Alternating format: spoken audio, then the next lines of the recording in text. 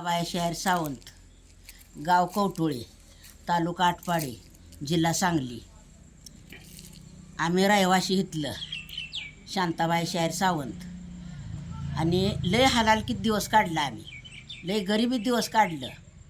हिरी बारवा सगळं करून मूल माझं लहान असताना चौकड आम्ही जायचो, आसडीला गवतात मुलाला टाकायचो, कामधंदा करायचो, आणायचो, ती जात्यानं दळायचो, जेवण बनवायचो. आणि मग पुन्हा आणखीन जनावर घेऊन इकडं तिकडं जायचो. पुन्हा पहिलीला गेलं, दुसरीला गेलं, तिसरीला गेलं, पोरगं माझं चौथीला गेलं. मग असं करत करत करत पोरांनी वयस साथ द्यायला लागली, काम करायला लागला. कुठं हालवर कंच गाळायचा, कुठं कशाला जा. बाचं काम ग्रामपंचायतीत होतं, सुटलं. तिथं ग्रामपंचायतीत पाणी डेरा धुयाचं, पाणी खळखळ तांब्या धुयाचं, पेला धुयाचं, वर ठेवायचं. आणि मग शाळेला जायचं पोरगं माझं. आणि शाळेनं यायचं. मी बी जनावर. किती मुलं तुम्हाला? एकच मुलगा मला. मुलगी नाही, फिलगी नाही, काय नाही. तेवढा एकच बाबा, एकच लालन. साऱ्या फिरतीमीचं मोल झालं. भगवंताच्या कृपेनं काय असेल ते असेल. मग बघा ती सगळं करून यायचं आणि पुन्हा शाळेला जायचं. 10वी पातूर हिथं मुलानं माझ्या काढला अबदत. डिगंजीच्या परीक्षेला ही नव्हतं, 10 रुपये मला मिळलं नाही. तर ती कसली फी भरायला.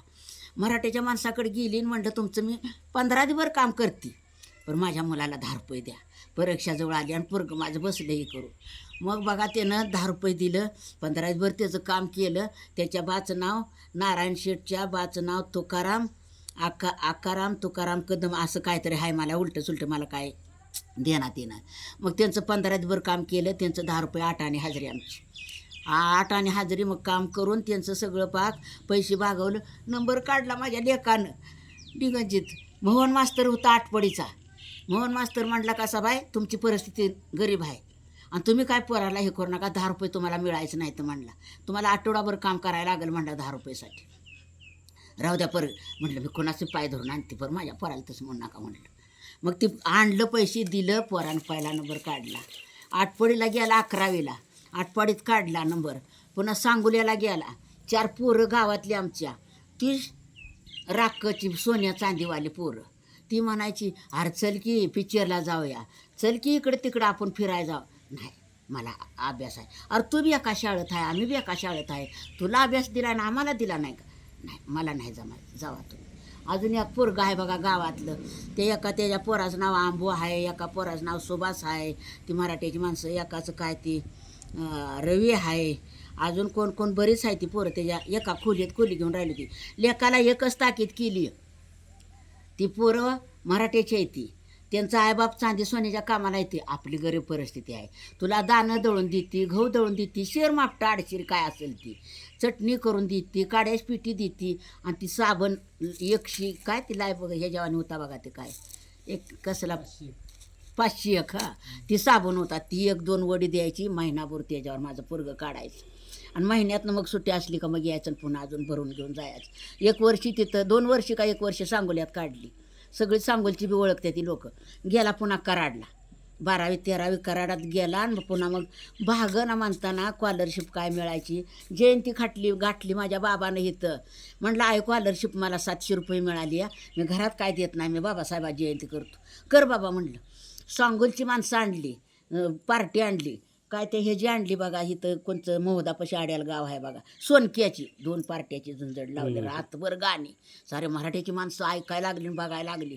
पोरांना काय एवढं 7वीला पोरगान बघायला किती हवस आहे. आणि मग सगळं झालं केलं. 700 रुपये त्याला घालवलं. गेला कराडात शिकला. आणि मग भागना 2 वर्षी कराडात शिकला. मग गेला. माझं मुंबईला होतं. माझ्या भावाने साथ दिली बरं का भगवंता. माझ्या आईनं साथ दिली. तेला सकट, मिठा सकट, पिठा सकट. तुम्हाला सांगते चटणी मीठ एवढं मोठं गट्टर बांधायचे नाही. माझी आटपडी पातूर यायची आणि ततनं चालत इथं मला देऊन जायची.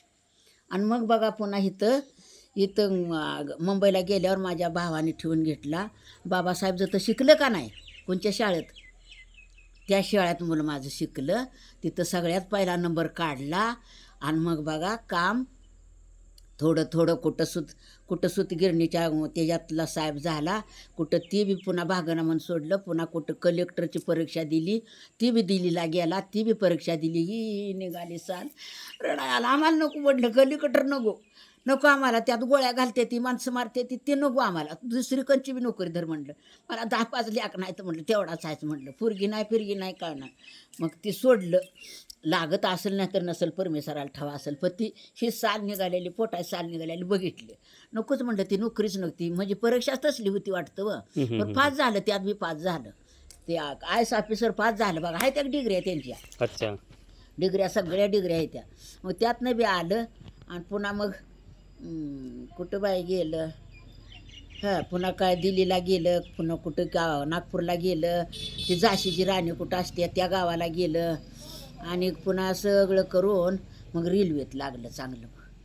रेल्वेत लागलं की थायकच झालं तर रेल्वेत. मग रेल्वेत थायक झालं, मग घरदार बांधायला लागलं, हिरीपाडीत पाडायला लागलं, लगीन याव केलं झालं. बायको बी चांगली आपली मिळाली, चांगल्या घरची आपली. आणि एक सून चांगली आहे आमची, नाती चांगली आहे त्या. आई काय करू नको, आई काही करू नको सांगते ते. आता तुम्ही म्हातारा झालायचं, आता तुम्हाला होत नाही. आणि माझ्या गावची बी माणसं चांगली बरं का. माझं गाव बी मला चांगलं, मला कोणी सरून बस म्हटलं नाही, कोणी वाईट बोललं नाही, कोणी वाईट नजरेनं मला बघितलं नाही. तर निताटे मी बी इथं हवं ती कर, पण कोणीसुद्धा मला आरं म्हटलं नाही. मग पुन्हा पुन्हा व्हायचं जरा देवाधर्माचा नाद लागला. मी चोरून ठेवत नाही बरं का. आमच्यात कोण नव्हतंच वस्तच. 5 डोळ्याला माळकरी आमच्यात, 5 डोळ्याला माळकरी. मग आता माणसं म्हणली तुमच्या घराण्याचं असं असं झालं या, आता तुम्ही बी माळ घाला, माळकरी व्हा, वाऱ्या करा. मग आपलं लागली करायला, येऊन जाऊन हेलपाट गाठलं बरं का. मी लबाड बोलत नाही, खरं बरोबर आहे. सांगते. मग केलं. मग लोक असा मोठा झाला, आला दिलीवरून म्हणला आई आता आपण बाबासाहेबाच्या कृपेनं चांगलं झालं या, आता वाऱ्या सोड, सगळं सोड, सगळं सोड. आणि आता आपल्याला तुला एक पुस्तक आणून देतो आणि तेच आपलं ग म करत आपलं बस. मग ते बघा ते वंदना घेते या, सगळं यायला लागलं मला. प्रार्थना घेते माझी मी बसून. 3 वाजता हो का घट पडल्या ते पायाला माझ्या. 3 वाजता अशी बसती, तुम्हाला दाखवती बसून हो का. अशी 3 वाजल्यापासून जी बसते अशी. कोणसुद्धा बसत असेल किंवा नसेल त्याला माहिती असेल, मला काय माहिती नाही. ढोंग करायचं नाही, आणि ढोंगाचंही नवं. जी अशी जी बसती 3 वाजल्यापासून, काय त्याचं असेल ते आपल्या नामस्मरण करत ती बघा इथं मारते देवळात. घंटाच वाजतोय बघा 4चा. 1 तास तरी कंप्लीट अशी बसते बघ. सगळं पाक असं मूर्ती उभा राहते, असं त्याची किरण अंगावर पडते. ती खोट्यानं मी सांगत नाही, खऱ्यानं सांगते. आणि हिथं मूर्ती आहे माझ्या हिथं. इकडं कुठं नाही, इकडं कुठं नाही, कुठं नाही, हिथं आहे. झळझळीत मला दिसते. का दिसणार नाही, का दिसणार नाही. किती दिवस आयुष्य असले त्याच्यासाठी. मग कोण काय म्हणायची की माणसं आवतीच आहे, पांडुरंग बुद्धच आहे. पांडुरंगाची मूर्ती बामणानं दडवून ठेवली आहे. आणि बुधाला खाली गाठला आहे आणि पांडुरंगाची मूर्ती वर काढली आहे. आणि असू द्या तुम्ही काय रागाला जाऊ नकाच, असू द्या तीच आहे म्हणायची मला. असू द्या कोण जर झालं तर योकच आहे. मग मी आपलं ह्याच्यावरच ध्यान दिलं, आपलं वाऱ्या फिर्या सगळं सोडून दिलं आपलं. आणि आता आपलं हाय चांगलं आमचं चाललं या. पोरगं माझं सोन्यावारी मिळालं मला, चांगलं जन्माला पोटाला आलं. नवरा माझा चांगला आहे, कुठं नको म्हणला नाही, होय म्हणला नाही, कुठं जाऊ नको म्हणला नाही. होता मला जरा भजनाचा ह्याचा नाद होता, मी आपली जात होती. पण पोरगं माझं कळतं झालं तसं मी ती सगळं सोडून दिलं. म्हणजे तुमच्या पोटच्या गोळ्यानं तुमच्या हृदयामध्ये बाबासाहेबांनी बुद्ध पेरला. बुद्ध पेरला. अहो अशी किरणच पडते ती, आतल्यात किरणच पडते ती माझी. मला झळझळीत मूर्ती अशी बसली आणि अशी किरणं पडते. मी ही सांगितलं नाही तुम्हाला, तुम्हालाच बोलते बरं का. आता तुम्ही भगवंतच आहे म्हणून तुम्हाला बोलते मी ही गोष्ट कोणाला सांगायचीच नसते. जी कोण मूर्ती असली किंवा काय आपल्या डोळ्याला दिसत असलं ते कोणाला बोलायचंच नसतं. ते गुरुला आणि शिष्यालाच माहिती असतं, इतराला कोणाला माहिती नसतं.